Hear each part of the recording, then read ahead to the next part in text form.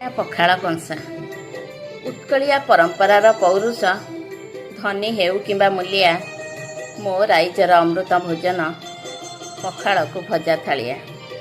ଉତ୍କଳର ନାଥ ପ୍ରଭୁ ଜଗନ୍ନାଥ ଉତ୍କଳର ନାଥ ପ୍ରଭୁ ଜଗନ୍ନାଥ ଶରଦା ଦହି ପଖାଳ ନିଜେ ପିଉଥାନ୍ତି ଜଗତ ପିଆନ୍ତି ଟଙ୍କ ତୋରାଣୀର ଜଳ।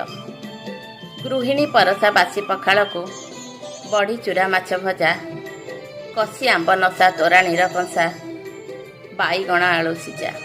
ତର ଆମ୍ବୁଲ ସାଥିରେ ପିଆଜ ରସୁଣ କୋଲା କାକୁଡ଼ି ତିସରା କଞ୍ଚା ମୂଳା ଖଣ୍ଡେ ତୋରାଣୀ ପକେଇ ଗୋଳା।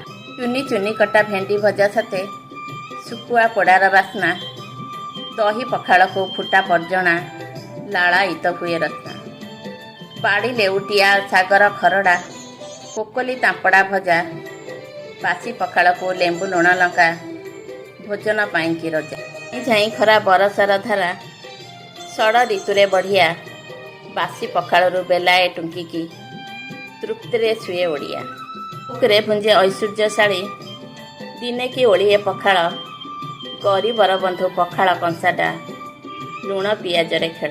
ପ୍ରଦେଶ ଆତ୍ମତୃପ୍ତି ଖାଦ୍ୟ ଓଡ଼ିଆ ବିନା ଏ ସ୍ୱାଦ କେହି ନ ଜାଣନ୍ତି ଉଦର ଭରଣା ପଖାଳ କଂସାର ଭାବ।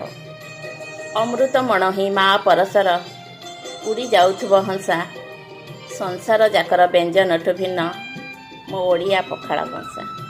ଜୟ ଜଗନ୍ନାଥ।